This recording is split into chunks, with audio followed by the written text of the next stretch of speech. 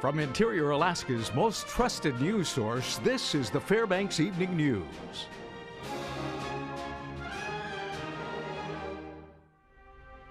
Good evening and thanks for joining us. Our top story tonight, in what court documents describe as an incident of jealousy during a spousal dispute. One Fairbanks man is facing charges after reportedly admitting he shot his wife in the head. That's right. 25-year-old Jason Gautam is charged with first and second degree murder in connection with the shooting of Tamara Santori at McGrath Road on Monday. Court documents allege Gautam admitted to shooting his wife 2 or 3 times in the head after he accused her of cheating on him. Authorities say Gautam engaged in chat conversations shortly after the shooting, admitting to killing his wife and further threatening to kill himself. He was arraigned this afternoon in Fairbanks District Court and is being held without bail. What a night for municipal and borough elections. Voters responded with what were considered upset vote results. Mike Schultz has more in this report. Okay, beginning with the school board. Wendy Dominique easily won re-election to a seat she had held for 1 year, but voters felt her extended time with the school board was an overriding factor. Afterwards, she talked about her goals for the upcoming year. We have a really hard hit on the budget this year, and I would really like to help us getting more funding. I would also like to see Barnett School finally finished because it got started a year ago, and it's time to get it finished. John Thies was upset by newcomer Michael O'Brien as voters decided that O'Brien's campaign of transparency was something they were looking for. In the borough race, Michael Quist defeated opponent Larry Morris and afterwards reiterated on how his main focus would be on affordable energy. I'm generally interested in lowering the cost of energy, increasing the access to clean energy, continuing to maintain and grow. Jerry Cleworth took a short hiatus and returned to campaign once again for the city council. His efforts paid off as he was elected by a wide margin. Now his goal is to work on city roads. So we have to be smarter. We have to dedicate some money for the road situation because it is an asset that's constantly deteriorating. So now we have less than a month before the next election, and that's the big one, the general election November 4th. And we'll keep you informed all the way. Mike Schultz reporting. Ballot Measure 2, the Citizens Home Heating Protection Initiative, is too close to call. It says the borough shall not in any way regulate the sale, distribution, or operation of heating appliances. At last check, the no's were 4,990, the yes were 4,825. Now, while the difference is 165 votes, there are 663 questioned and absentee ballots that haven't been counted yet. The canvassing board will meet next Tuesday to tally those ballots. A Fort Wainwright soldier charged with assaulting a man appeared in Fairbanks Superior Court yesterday afternoon. 23-year-old Clinton Harris Jr. pleaded not guilty to the charges of the alleged assault. Now, court records say Harris hit the victim with a handgun at his Isleston Street home, causing him a deep gash between his eyes. Harris allegedly went to his ex-girlfriend's home and was upset about finding the victim inside. Witnesses then say he took a handgun from the home, ejected a live round, and chambered another round. The victim then attempted to rush Harris to keep him from firing. Harris is currently out on bail. A trial for his case is set for December. A Venati man accused of assaulting a family member pleaded not guilty yesterday in Fairbanks Superior Court. 29-year-old Vincent Roberts appeared telephonically from Venati, charged with first-degree burglary and 3 counts of felony assault. Court documents allege Roberts kicked and punched his aunt and her boyfriend and allegedly threatened them with knives. Roberts' aunt was sent to Fairbanks Memorial Hospital after the incident with bruising on her stomach, hands, and arms. Her boyfriend also had scrapes on his ear and he complained of kidney pain. Troopers believe the assault was due to a dispute over property and a family member's will. Trial for his case is set for December. Okay, when we come back, a man is sentenced in what authorities call an accidental shooting that has left one Fairbanks teen's life changed. Also, a pair of 2 men have escaped the North Star Center and authorities believe they stole a vehicle. Those stories plus more. Stay with us. And welcome back. A man facing felony assault charges was sentenced yesterday in a full courtroom. Stephanie Woodard was there and she files this report. I hate your family. I don't want your family to hate mine. Emotions ran high yesterday at the sentencing hearing for Edward Guinness, the man accused of shooting Fairbanks teen Teal Diaz in the head last year. What many family members felt should be attempted murder turned into a plea deal for third-degree assault, the lowest grade felony assault allowed. The reason? Investigators, prosecution, and defense agreed there was no evidence to support the contrary. Guinness claimed he thought the gun was a lighter. I look at that Derringer, it's readily apparent to me that it's not a lighter. Family members disagree. The courtroom was packed with supporters of Teal Diaz who say they do not believe what prosecutors, investigators, and those working on the case found during the proceedings. She thought Eddie was her friend. Guinness himself spoke during the proceedings after highly intense victim impact statements and a hug from Teal Diaz's aunt, expressing remorse for the shooting. Teal was a dear friend of mine. I would never done anything to hurt her. Finally, the courtroom was silent as Teal Diaz herself walked into the hearing, a person that one of the only things both sides could agree on is a walking miracle. What's your name, Annie? Name's Teal. Hi, Teal.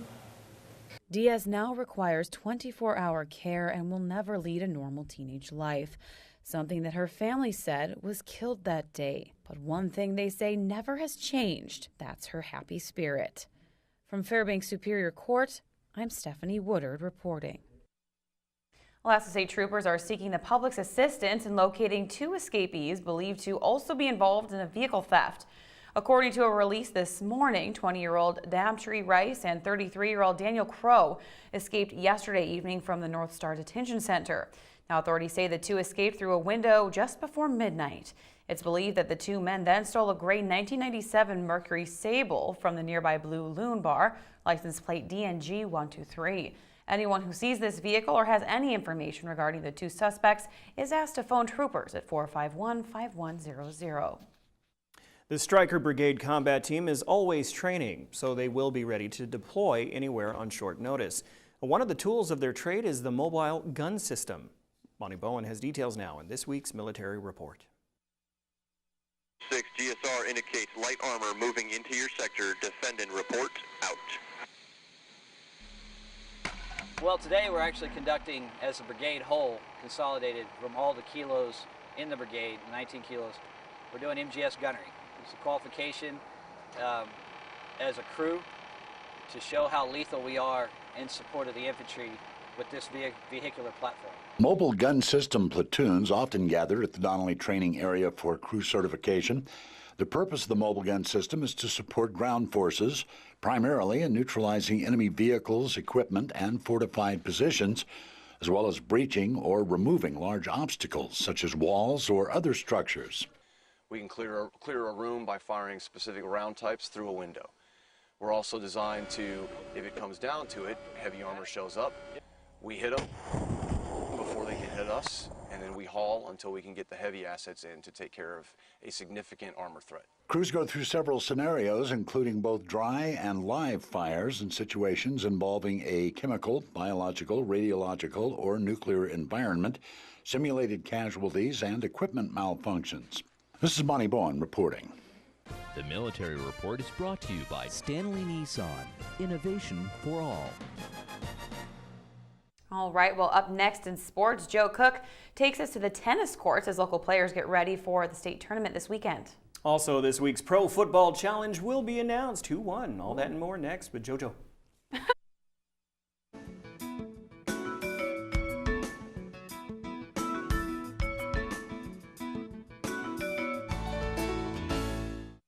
Hello, Interior Alaska. Joe Cook here with your Wednesday sports. Members of the Alaska Rifle Team wrapped up competition at the ISSF World Championships. At the end of the International Shoot Sport Federation World Championships in September, senior shooter Ryan Anderson was top American male in air rifle in 3 position, and junior Tim Cherry was 11th in 60 shot prone.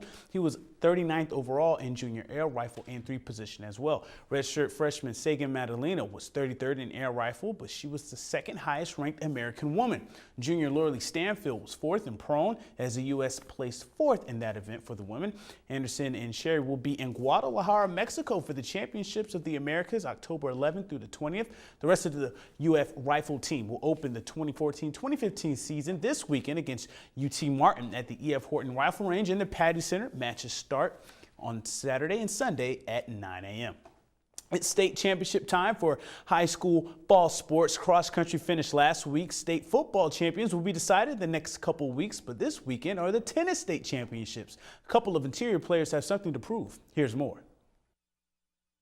In this weekend state tennis tournament, some interior athletes will be playing with chips on their shoulders. West Valley's Jared Lees won the Spokane Fall Classic last weekend in Washington, and he said it's the best he's played in his life. But Lees drew the 2 seed in the state tournament. Yeah, I'm a little disappointed just because the kid who got seeded #1 actually beat him this year, so I don't quite understand how that happened, but hey, I'm just going to use it as motivation, that's for sure. Definitely the competition in the state's a lot different this year. There's a senior that's one of my top competition who hasn't played high school tennis yet, along with a freshman who's pretty good as well. So definitely adjustment with new competition, but hopefully I can do well. Defending boys doubles champion James Kardash of Lathrop has a new partner in Brett Carlson. Kardash and Alex Jordan won the title last year. Carlson and Kardash have 2 matches under their belt going into the tournament. This year we didn't get a seed, but we got into the better half of the draw. So I still think, draw considered, we have a good shot, and I think we can do well this year. It's been pretty fun. We played like 2 matches together overall, and that's been exciting. One of them was really good and one of them wasn't, so hopefully we'll bring good energy to the court instead of negative energy. Yeah. North Pole's Dana LeMay and West Valley's Teresa Sample will start the tournament in a MAC Finals rematch. LeMay won the MAC title 6-2, 6-3 over Sample. Lydia Bierenstead and Liana Sawyer are the 2 seed in girls doubles for North Pole, and the MAC champion boys doubles duo and Tara LeMay and Kevin Blanchard of North Pole will face South Anchorage's Thomas Hanks and Alex Wong. The ASAA First National Bank Tennis State Championships are in Alaska Club East in Anchorage. The tournament starts Friday and Saturday at 8 a.m. And it was the only game in town last night, and it turned out to be a very good match. Monroe and North Pole met in a non-conference volleyball game on Tuesday night. In North Pole, Monroe came in with a perfect record, but it didn't look like they would leave with the one. The Patriots played a spirited first set, winning 30-28, and Kinley Putnam led the Pats with 10 kills. She's only a sophomore, and the home crowd, they were hyped the whole game too. Monroe came right back in the second, taking advantage of North Pole's errors for a 25-15 win to split the first 2 games. North Pole, they answered though, leading 18-9 in the third, and they win that set 25-21. Megan Smith had 9 kills for the Pats. Monroe needed a win to stay alive. Kiana King, the freshman, responded, serving 7 straight points for a 7-0 lead in the 4th set. She had 11 aces, and Monroe would not surrender the lead from that point on. Marissa King, her big sister, went off for 24 kills as Monroe wins the 4th set 25-8. In the 5th, they started hot again with another 7-0 lead, and they win the final set 15-7. Monroe comes back to win in 5 sets and increases their regular season winning streak to 11 games. When we're back here serving and we serve one out, like we get down, but like the next few serves really, really matter because serves are like, I think, one of your biggest things that you need to get over. They really like matter in the game. I really am proud of the girls for the first 3 sets, and I think now they maybe know their potential and hopefully start playing to their potential a little more. We need to come into every game thinking that it's going to be one of our last games and our hardest games, and like we need to play very strong from the beginning and finishing strong, not starting out weak and finishing strong. And finally, it was one of the best outings for Pro Football Challenge pickers. This week's Pro Football Challenge winner is Tundra Hoop. Congrats, Tundra Hoop. A lot of interesting usernames we have for these contests. You can get an oil change courtesy of Stanley Nissan, so congrats to Tundra Hoop for getting that. Tundra Hoop got 14 of 15 picks right, only missing the Detroit-Buffalo game. The point standings are getting tighter after 5 weeks of football. True Grit 69 is holding on to a 1-point lead. Nate Peter 90. Jay Gonzina and D. Kacheri are second, third, and fourth. I have 43 points, but Mike Schultz, he's right on my heels with 42. So I'm going to have to pick better next week. And that'll do it for sports tonight. Thanks for rocking with me for a little while. Mike Schultz is next with your 4-weather forecast, and we'll catch you next time. Hey everyone, welcome back into the Fbx Evening News. Mike Schultz with you once again talking about weather. And did you see the eclipse last night? Well, you would have had to be in an airplane above the altitude above the clouds to see it because the cloud cover kept everything out. But it was pretty magnificent in other parts of the world. Hopefully we'll see something like that on the NBC Nightly News coming up next. Our photograph for tonight, sent in by Nungasak. He was at the Summit Lake area and was able to capture a very nice scenery here before the snows arrived, obviously, and a big area there to take a photograph of. As always, thanks to Mr. Nungasak. And if you have a photograph to share, by all means, send it to photos@ktvf11.com. Here's what's going on as far as the numbers. 28 for the high today. Right now, 25, 23 the overnight low. Record high, 62, set in 1969. Record low, 2 below in 1919. Our sunrise and sunset, about 10 hours and 24 minutes. That's a loss of 6 minutes from yesterday. Here's our satellite and radar. A little more activity going on across the south central sections. It is raining and mixed rain and snow across the Prince William Sound into the Anchorage Bowl. We're not looking at any of that for a little bit. In fact, tomorrow should be a really nice day. And then more clouds moving in with the storm system coming across the Gulf of Alaska and expected to move up into the Gulf of Alaska over the weekend and give us a little better shot of off and on some snow, but nothing really heavy expected. What's going on across the rest of the state? Well, over southeast Alaska, the rains have arrived at Juneau and Ketchikan, and the rain stretches all the way back down around the Anchorage and Kodiak regions. Over the west coast, looking at, for the most part, just lots of sunshine. Right in from Bethel all the way up to Nome, 38 degrees at Nome, 27 degrees and cloudy skies at Barrow, and 21 and partly cloudy at Fort Yukon. Lower 48 weather, here's what it looks like over the Pacific Northwest, once again near 70 degrees in the Seattle area. Another nice day in San Francisco, down around the Las Vegas and Phoenix area, getting ready for more showers and thunderstorms. We'll tell you why in just a little bit. Cool around Minneapolis, 59 degrees there. Over the Northeast to New York, looking at mostly sunny skies, 73, 80 at Washington, D.C. Down around the New Orleans area, thunderstorms again, 87 degrees, the same for Miami with thunderstorm activity. On the satellite and radar, you can see a little bit of showers moving across the Midwest, but the attention today is focused once again around the southwestern portion of the country, all in association with what used to be Hurricane Simon. The remains of that is still moving up and bringing with it a flood threat for many of the southwestern states. It remains dry and the drought continues over the western half of the country. The overall outlook for this weekend is calling for a cool dome of air across the northeast, warm and humid continuing across the deep south, and dry and more drought conditions across the west. If you're heading to the Seattle area, maybe some showers there. Well, back to Alaska for tomorrow, the northern sections. Here's what it looks like: cloudy skies at Nome, clouds and flurries for Barrow, and also at Fort Yukon. Here in the interior, we'll be looking at, for the most part, more sunshine to return to the Fairbanks and Healy and Delta Junction areas. While over southeast Alaska, the rains will continue from Juneau right on down to Ketchikan. Could be heavy rain in the Ketchikan area. Over the southwest part of the state, looking at rain at Cold Bay, sunny skies in Bethel, and more heavy rain for Kodiak. While over the south central regions, it looks like, for the most part, cloudy skies in Anchorage, partly cloudy at Homer, and rain and snow for Valdez. Okay, time once again for our kids' weather. And this week we've been talking with the kids from Chinook Charter School. Tonight, here's a young man with a question about weather. My name is Dylan, and my teacher is Michelle Hallbrooks. She teaches 4th, 5th, and 6th. And my question is, how do you share the weather and tell it ahead of time? Well, Dylan, we use a lot of different things to figure out the weather here. We use computers, satellites, also talk to the folks that are weather observers. But the best one I have is my lucky quarter. Heads it snows, tails it doesn't, and it came up tails. We're looking for a good day tomorrow. Works every time. Again, thanks to Mount McKinley Bank for sponsoring our kids' weather. And tomorrow, we're going to have the teacher with us here to share a unique weather fact. You'll be sure and check that out. All right, here's your forecast for the remainder of the night. 4 degrees, the overnight low, looking at maybe some scattered snow shower activity. And then tomorrow at 28 degrees, lots of sunshine, a little warmer.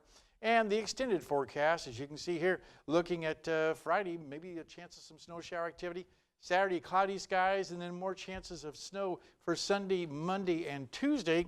Overnight lows will be actually rising a little bit, looking at 20 degrees in the mid-20s, then dropping back down again by Monday and Tuesday, and also a possibility for light snow in the forecast, like I said, for Tuesday. 4 degrees, huh? 4 degrees, that's pretty chilly. Yeah, yeah. I mean, we know we can get a cold, but In October, that's pretty chilly. 4 degrees. Jeez. Yeah, well, at least it's not negative at this point in time of the year. Yeah. Yeah, pretty soon there's going to be a minus in front of all those 20s and 30s. So take what you can get at this point. All right, thanks, Mike. That'll wrap up this edition of the Fbx Evening News. We are glad you could join us. Tonight on NBC Nightly News, the public is responding to the FBI's search for ISIS militants. That's next with Brian Williams. Join us here 6 days a week at 6 and 11 or online anytime at webcenter11.com. And from all of us here at the News Center, have a good night.